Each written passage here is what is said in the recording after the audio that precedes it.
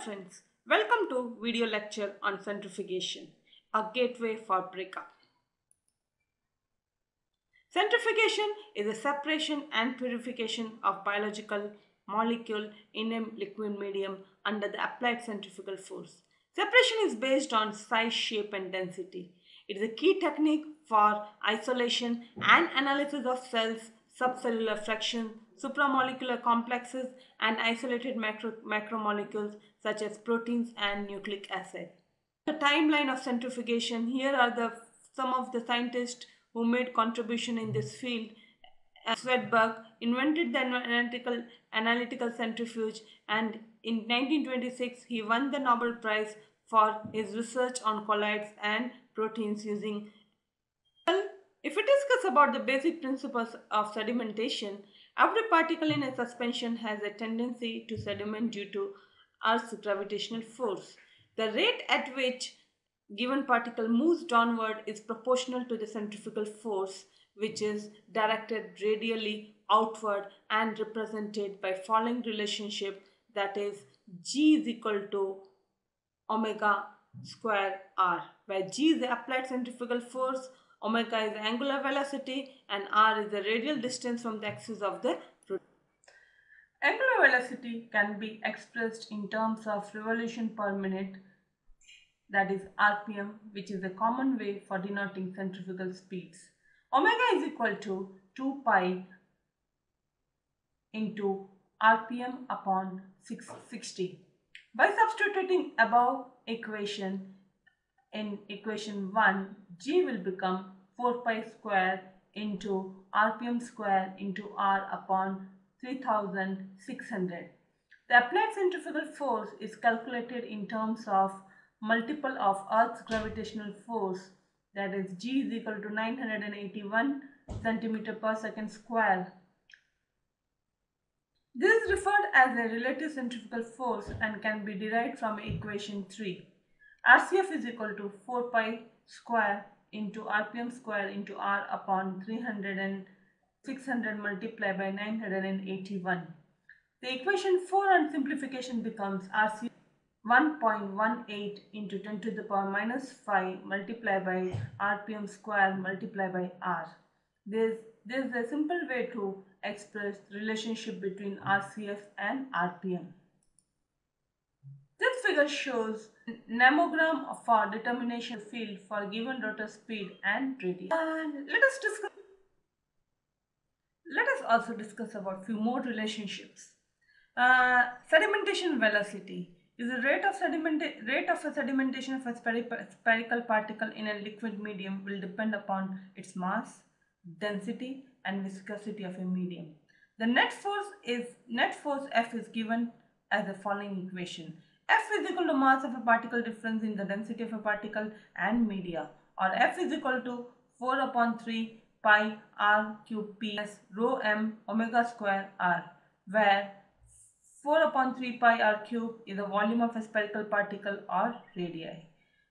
Rho p is the density of a particle, rho m is the density of a medium, and r is the radial distance in centimeter, and omega is angular velocity in radians per. Traveling through the medium, particle also has to retard its movement, and at any given velocity, the opposing frictional force will be given as F naught is equal to V multiplied by F, where V is equal to velocity of a sedimentation rate of a particle and F is the frictional coefficient of a particle in the solution. The magnitude of frictional coefficient depends upon its size, shape, hydration and viscosity of a medium. The frictional force for an unhydrated spherical particle is given by the following relationship. F is equal to 6 pi eta Rp, where eta is viscosity of a coefficient of a medium, Rp is the radius of a particle, and substituting the value of F from the equation 6 into 5, F naught will be 6 pi eta Rp V. On application of centrifugal force, till the net force of sedimentation equals the frictional force resisting its motion through the medium, F is equal to F naught, that is equation number 8. Putting the value of F from the equation 7 and F naught from the equation 8, equation will become 4 upon 3 pi r cube p multiplied by rho p minus rho m multiplied by omega square r equal to 6 pi eta rpv. The balancing of opposing force is attained quickly and soon the particle sediment at a constant velocity. The particle does not accelerate anymore and sediment at a constant rate. The rate of a sedimentation of a particle then is defined by the following equation, that is sedimentation velocity is equal to dr upon dt is equal to 2 rp square multiplied by rho p minus rho m multiplied by omega square multiplied by rho p upon 9 eta. This is the way how we can calculate the sedimentation velocity if we know the radius of a particle, density of a particle, density of a medium, omega and viscosity of a medium.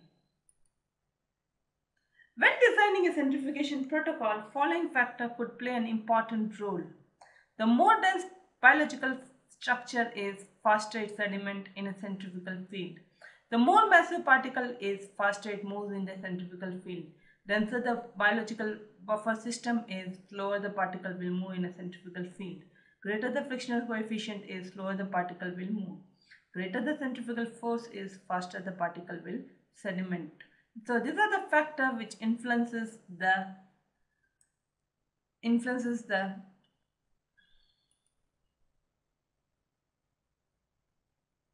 when designing a centrifuge protocol, following factor could play an important role. More dense biological structure is, faster its sediment in a centrifugal field. More massive biological particle is, faster it moves in a centrifugal field. Denser is the biological system is, slower the particle will move in a centrifugal field. Greater the frictional coefficient is, slower the particle will move.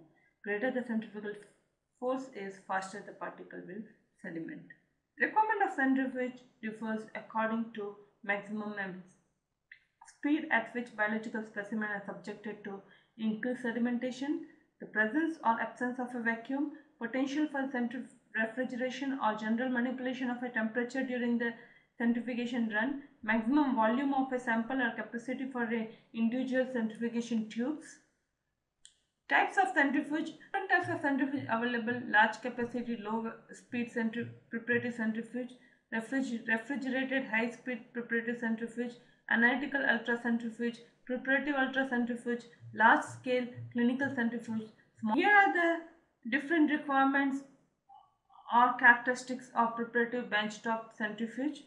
It operates up to 3000 to 7000 G, adaptable with different types of containers. For instance, tubes can be accommodated, even 96 well ELISA plates can be accommodated, and useful for many high throughput biochemical assays. High speed refrigerated centrifuge operate at up to G. It is used for sedimentation of protein precipitates, large intact organelles, cellular debris derived from the tissues, homogenization, and microorganisms. In order to harvest yeast cells or bacteria from large volume of culture media, high-speed centrifugation may be used in continuous flow mode with the zonal rotor. Centrifuge operates up to 9 lakh G. To minimize excessive rotor temperature, chamber is sealed, evacuated, and refrigerated. Modern ultracentrifuge can be started even without fully established vacuum or will proceed in the evacuation of a rotor chamber during the initial acceleration process. It is used for isolation and purification of subcomplex or multi-protein complexes.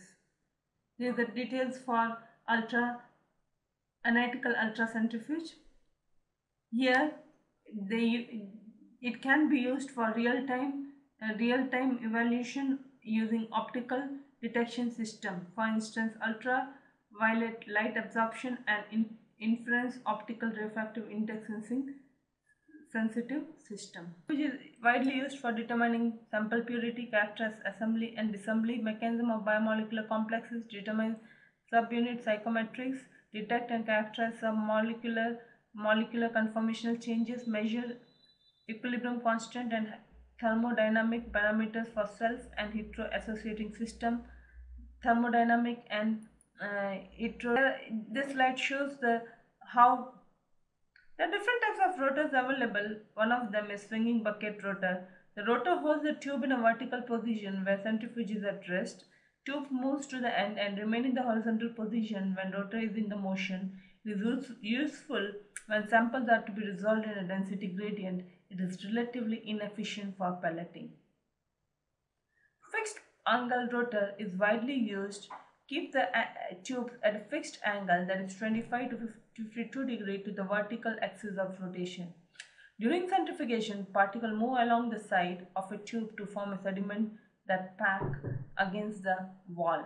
The surface of a sediment in this case is parallel to the shaft of the centrifuge. Here we can see that rotors and sample tubes are held in a vertical position during the rotation. This type of rotor is more efficient for isopyonic separation due to short path length. It is widely used in plasmid, DNA, RNA, and lipoprotein isolation.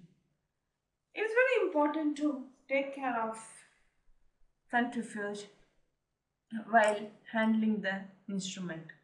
It is important to ensure that centrifuge blows and tubes are dry. Ensure the spindle is clean. Use match set of tubes, buckets, and other equipment. Always use safety and centrifuge caps to contain potential spills and prevent aerosols. Inspect tube and container for cracks or flaws before using them. Avoid overfilling tubes or other container. For example, in a fixed angle rotor, centrifugal force may drive solution upside of the tube and container wall.